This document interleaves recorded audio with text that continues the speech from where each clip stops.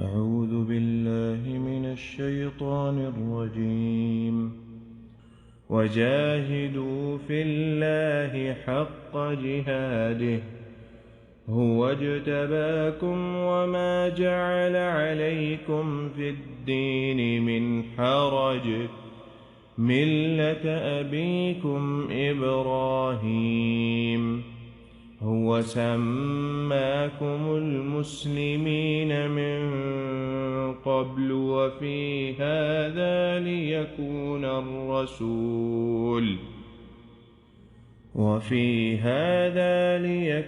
الرسول شهيدا عليكم وتكونوا شهداء على الناس فأقيموا الصلاة وآتوا الزكاة واعتصموا بالله هو مولاكم فنعم المولى ونعم النصير۔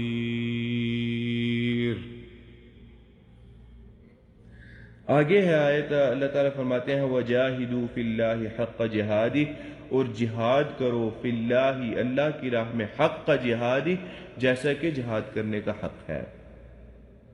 هُوَ اجْتَبَاكُمْ، اس نے اختیار کیا تمہیں، وَمَا جَعَلَ عَلَيْكُمْ فِي الدِّينِ مِنْ حَرَجٍ، اور تمہارے دین کے اندر اس نے، اللہ تعالیٰ نے یعنی کوئی تنگی نہیں پیدا کی۔ اب جہاد سے مراد یہاں پر تمام چیزوں کے اندر جہاد ہے، عملی جہاد ہے، قولی جہاد ہے، قلمی جہاد ہے، ساری چیزیں ہیں۔ کوشش یعنی اللہ تعالیٰ کی راہ میں کوشش کا نام جو ہے وہ جہاد ہے۔ اب وہ جہاد کسی بھی انداز کا ہو، جس طرح کا بھی جہاد ہو۔ مفسرین نے کہا کہ جہاد کے کچھ مراتب ہیں۔ پہلا مرتبہ جہاد کا یہ ہے کہ انسان اپنے نفس کے ساتھ جہاد کرے، انسان اپنے نفس کو سیدھے راہ پر لائے، کیونکہ اللہ نے کہا ان النفس لامارۃ بالسوء، کہ نفس، انسان کا نفس جو ہے وہ تو گمراہی اور برائی کی طرف لے کے جانے والا ہے۔ تو پہلا جو جہاد ہے وہ نفس کے ساتھ ہے، اور جو اس جہاد میں کامیاب ہو گیا وہ اس دنیا میں کامیاب ہو گیا، دنیا اور آخرت میں کامیاب ہوا۔ دوسرا جہاد ہے اپنے اہل و عیال کے ساتھ جہاد، اپنے اہل و عیال کو دین کی دعوت دینا اور ان کے معاملات کو، پھر کہتے ہیں اہل و عیال کے بعد آتا ہے اپنے رشتہ داروں کے ساتھ، یعنی دین کی تبلیغ دینے کے معاملے میں رشتہ داروں کے ساتھ۔ پھر چوتھے نمبر پہ جو مرتبہ ہے وہ آتا ہے دوسرے لوگوں کے ساتھ، باہر کے لوگوں کے ساتھ جہاد۔ تو یہ کچھ مراتب، کچھ چیزیں علماء نے بیان کی جہاد کے متعلق۔ پھر آگے اللہ کہتے ہیں هُوَ اجْتَبَاكُمْ، یہ فضیلت ہے اب اللہ تعالیٰ نے ہمیں مسلمانوں کو دی کہ اللہ نے تمہیں اختیار کیا، جیسا کہ بنی اسرائیل کو اللہ تعالیٰ نے اختیار کیا، اور اللہ نے یہ کہا کہ وَفَضَّلَكُمْ عَلَى الْعَالَمِينَ، کہ تمہیں ساتھ تمام جہان پر فضیلت دی، لیکن ان کے گناہ اور ان کی نافرمانیوں کی وجہ سے اس فضیلت کو ان سے چھین دیا گیا، اور پھر امت محمدیہ کو اختیار کر لیا گیا۔ اور پھر اس اختیار کا مطلب یہی ہے کہ اگر اللہ نے ہمیں اختیار کیا ہے تو ہم اس کا بدلہ بھی احسان سے دیں۔ اللہ تعالیٰ کو ضرورت نہیں ہے بدلے کی، لیکن ہمیں اس احسان کی ہمیں ضرورت ہے، ہم وہ احسان اپنے لیے ہی کریں گے، اور وہ احسان سے مراد یہ ہے کہ ہم اس کا بدلہ اچھے انداز سے دیں، کہ اللہ نے جب ہمیں اختیار کیا ہے تو ہم بھی اللہ تعالیٰ کے دین پر عمل پیرا ہوں، جس طرح عمل پیرا ہونے کا حق ہے۔ اور وما جعل علیکم، نہیں بنایا تمہارے اوپر، فی الدین، تمہارے دین میں، من حرج، کوئی تنگی۔ اب تنگی سے مراد یہ بھی اللہ تعالیٰ کی ایک فضیلت ہے کہ اللہ نے اختیار کر لیا، پھر اللہ تعالیٰ نے دین کے اندر کوئی تنگی نہیں رکھی۔ برعکس ان کے جو بنی اسرائیل اور یہ لوگ تھے، ان کے دین کے اندر کچھ معاملات بڑے سخت تھے۔ اسلام کے اندر اللہ تعالیٰ نے معاملات کے اندر بڑی آسانی رکھی ہے، بوڑھوں کے لیے، بچوں کے لیے الگ معاملات ہیں، چھوٹی عمر ہے، خواتین کے لیے کچھ معاملات مختلف ہیں، اور جو جوان ہے سفر کا معاملہ نماز میں، خاص طور پہ نماز کا معاملہ بڑا واضح ہے اس چیز کے اندر، جو حرج والی بات ہے، وما جعل علیکم فی الدین من حرج، کہ نماز کو آپ لے لیں، سفر پہ جاتے ہیں تو ویسے پوری پڑھی جائے گی، سفر پہ ہیں تو اس کو پورا نہیں پڑھیں گے، اس کو آدھا کر دیں گے، 2 رکعت پڑھی جائے گی نماز۔ اور پھر جو بے ہوشی کی حالت ہے اس کے اندر ٹھیک ہے، اگر بے ہوش ہو گئے تو ٹھیک ہے، نماز نکل گئی کوئی حرج نہیں ہے، اٹھ کے نماز پڑھ لیں تو مکمل وقت پہ نماز پڑھنے کا اجر ملے گا۔ اور پھر اللہ تعالیٰ نے جو صلاۃ الخوف ہے 1 رکعت ہے، وہ جہاد کے اندر جو نماز پڑھنا، جہاد کی حالت میں نماز کا وقت آ جائے، نماز کو چھوڑنا نہیں ہے، لیکن اس میں تخفیف یہ ہے کہ اللہ تعالیٰ نے یہ طریقہ سکھا دیا رسول اللہ صلی اللہ علیہ وسلم کے ذریعے کہ ہر گروہ 1-2 گروہ بن جائیں گے نماز پڑھتے ہوئے، امام کی 2 رکعتیں پوری ہو جائیں گی، لیکن وہ گروہ ہوں گے 1-1 رکعت وہ پڑھیں گے۔ کچھ علماء کے نزدیک اس طرح ہے، کچھ علماء یہ کہتے ہیں کہ نہیں، دونوں گروہ 2-2 رکعت پڑھیں گے، لیکن اس کا ایک خاص طریقہ ہے، اور اس کے اندر جو قبلے کی جہت ہے اس چیز وہ شرط ختم کر دی گئی ہے۔ تو یہ اس طرح کی تخفیفات اور اس طرح کی چیزیں ہیں۔ روزے کا معاملہ لے لیں، یہ ارکان ہے، ابھی ہم یہ ارکان کی بات کر رہے ہیں، اسلام کے ارکان ہیں یہ۔ روزے کا معاملہ لے لیں، بیماری ہے تو بیماری کے اندر رسول اللہ صلی اللہ علیہ وسلم نے ایک شخص کو دیکھا اور لوگوں کو دیکھا جمع ہوئے ہوئے ہیں، آپ نے کہا کہ کیا بات ہے، کس لیے جمع ہے لوگ ادھر؟ تو انہوں نے کہا کہ ایک شخص ہے جو سفر پہ تھا اور روزے میں ہے، صائم۔ تو رسول اللہ صلی اللہ علیہ وسلم کو غصہ آیا، آپ نے کہا علیکم برخصت اللہ التي رخص لکم، کہ ان رخصت جو اللہ تعالیٰ نے رخصتیں عطا کی ہیں ان رخصتوں کو اختیار کرو، یہ چیز اللہ تعالیٰ کو مطلوب نہیں ہے اس طرح کر کے اپنی جان پر ظلم کرنا۔ اور جو شخص استطاعت نہیں رکھتا کسی بیماری کی، اللہ تعالیٰ نے اس کے لیے فدیے کا ذکر کیا، اچھا فدیہ دے دیں، اس کو اجر ملے گا، اس کے بدلے میں روزے رکھوا دیں کسی کو، اجر ملے، اجر اللہ تعالیٰ عطا کریں گے۔ تو یہ سارے معاملات وما جعل علیکم فی الدین من حرج کے اندر یہ سارے معاملات آتے ہیں۔ مفسرین نے اس طرح کے معاملات ذکر کیے ہیں۔ آگے اللہ کہتے ہیں ملت ابیکم ابراہیم، کہ عمل کرو اپنے والد ابراہیم کی ملت پر۔ اب یہاں پر ایک سوال اٹھتا ہے کہ اللہ تعالیٰ نے خاص حضرت ابراہیم علیہ السلام کی ملت کو اس کا کیوں ذکر کیا، یا اس کی تخصیص کیوں کی؟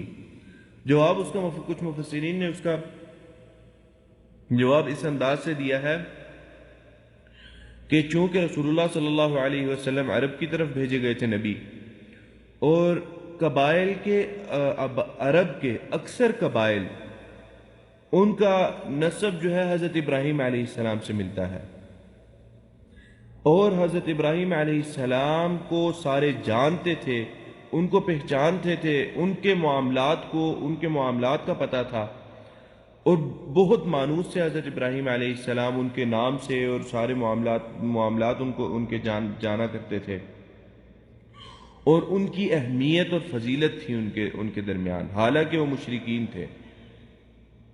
اور دوسری چیز جو علماء نے بیان کی ہے وہ یہ بیان کی ہے کہ حضرت ابراہیم علیہ السلام کو چاہے وہ عیسائی ہیں، یہودی ہیں، صابی ہیں، مشرکین ہیں، تمام ابراہیم علیہ السلام کو اپنا بڑا سمجھتے ہیں، یہ سمجھتے ہیں کہ ہماری ملت حضرت ابراہیم علیہ السلام کی ملت ہے، اور کہتے ہیں کہ تاریخ میں کوئی ایسا نبی نہیں آیا جس پر تمام امتوں اور ملتوں کا اس کی عظمت پر اور اس کی نبوت پر اتفاق ہو۔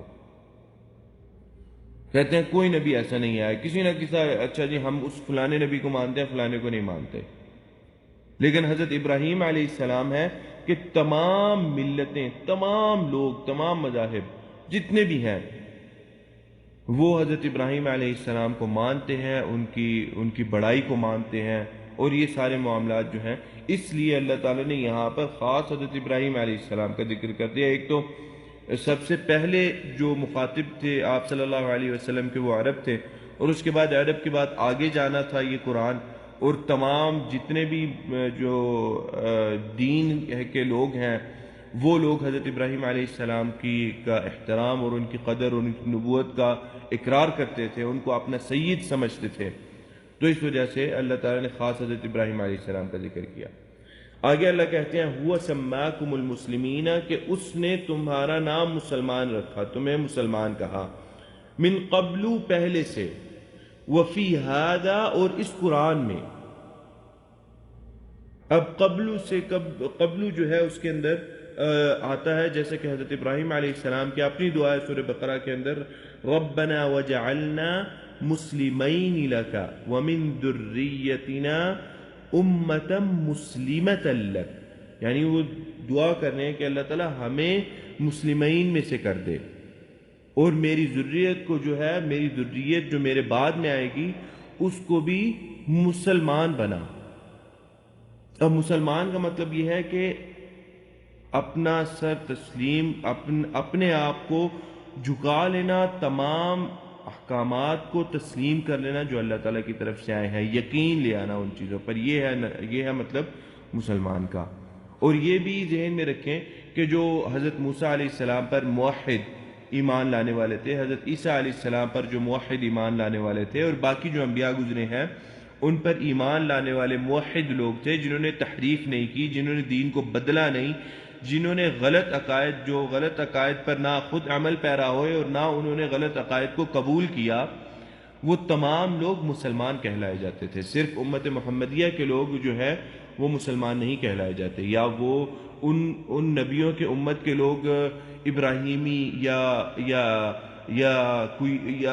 اس نبی کی نسبت سے لوگ نہیں جانے جاتے تھے. تو یہ ہے کہ تمام لوگ مسلمان جانے جاتے تھے، اس لیے نبی اکرم صلی اللہ علیہ وسلم کی امت کے بھی لوگ محمدی نہیں کہلائے جاتے بلکہ مسلمان کہلائے جاتے ہیں. یہ ہے مراد کہ ہوا سماکم المسلمین من قبل، اس سے پہلے، وفی ھذا اور اس قرآن کے اندر. آگے فرماتے ہیں لیکون الرسول شہیدا علیکم، تاکہ ہو جائے رسول شہیدن گواہ، علیکم تم لوگوں پر، وَتَكُونُوا اور تم لوگ ہو شہداء گواہ، علی الناس لوگوں پر. یہ بھی اللہ تعالیٰ کی ایک فضیلت ہے کہ جو امت محمدیہ ہے وہ گواہ ہوگی، امت وسط ہے، عدل ہے، وہ گواہ ہوگی لوگوں کے اوپر. اور اس گواہ سے مراد یہ ہے کہ وہ گواہی دیں گے کہ ہاں ان کے انبیاء نے، ان کے رسولوں نے ان تک نبوت پہنچائی، ان تک پیغام پہنچایا. ہمیں کیسے پتا چلا؟ ہمارے نبی نے بتایا قرآن کے اندر صلی اللہ علیہ وسلم. اور اس چیز کی گواہی جو ہے وہ رسول بھی دیں گے. رسول گواہی امت محمدیہ کے لیے دیں گے اور امت محمدیہ جو ہے وہ باقی لوگوں پر گواہ ہوگی. اب باقی لوگ گواہی قبول اس وجہ سے کریں گے، اس چیز کا ذکر ابن کثیر رحمہ اللہ نے کیا ہے، کہتے ہیں کہ لوگ گواہی قبول امت محمدیہ کی فضیلت کو دیکھ کر پھر کریں گے کہ ہاں اب ہم گواہی قبول کرتے ہیں اس امت کی، کیونکہ ہر نبی اس امت کی گواہی دے رہا ہے. کیونکہ وہ اپنے ہر امت اپنے نبی کو دیکھے گی کہ میرا نبی اگر اس امت کی گواہی دے رہا ہے تو اس لیے وہ پھر خاموش ہو جائیں گے، وہ آگے حجتیں نہیں بنائیں گے، حجتیں نہیں پیش کریں گے، ہیلے بہانے نہیں پیش کریں گے. آگے اللہ تعالیٰ بیان کر رہے ہیں فَأَقِيمُوا الصَّلَاةَ، پس نماز قائم کرو، وَآتُوا الزَّكَاةَ اور زکوٰۃ دو، وَاعْتَصِمُوا بِاللَّهِ اور اللہ کے دین کو سختی کے ساتھ پکڑ لو. ہوا مولاکم، وہ تم لوگوں کا دوست ہے. فنعم المولا، پس بہترین، کیا ہی اچھا دوست. ونعم النصیر، اور کیا ہی اچھا مددگار. یہاں پر پیچھے ایک چیز اس کی میں وضاحت کرنا چاہوں گا. اللہ تعالیٰ نے ملت ابیکم ابراہیم کہا. ملت اور دین جو ہے دونوں مترادف ہیں، یہ ذہن میں بات رکھیں. لفظ ملت اور لفظ دین یہ دونوں مترادف ہیں، ان میں بس فرق ایک ہے، اور وہ یہ ہے کہ جب احکامات کو بیان کیا جاتا ہے، اپنے سامنے رکھا جاتا ہے، تو ان احکامات کو دین کہا جاتا ہے. اور جب ان احکامات پر عمل پیرا ہوتے ہیں لوگ، ان کو اس پر عمل کر کے اس کو نافذ کرتے ہیں، تو اس نظام کو ملت کہا جاتا ہے پھر۔ تو یہ ایک فرق ہے ملت اور دین کا، لیکن چھوٹا سا فرق ہے، ویسے دونوں مترادف ہیں، دونوں کا معنی ایک ہی ہے۔ آج کا درس ہم یہاں تک رکھیں گے۔ اللہ تعالیٰ سے دعا ہے کہ اللہ تعالیٰ جو ہم نے کہا اور جو سنا، اللہ تعالیٰ اس پر عمل کرنے کی توفیق عطا فرمائے۔ اللہ تعالیٰ ہمیں اپنا جہاد کرنے کی توفیق عطا فرمائے، جس طرح ہو سکے، جیسا ہو سکے، اللہ تعالیٰ ہمیں ان لوگوں میں شامل کریں۔ هذا واللہ تعالی اعلی وعلم، وصلی اللہ علی نبینا محمد وعلی آلہ وصحبہ اجمعین، والسلام علیکم ورحمۃ اللہ وبرکاتہ۔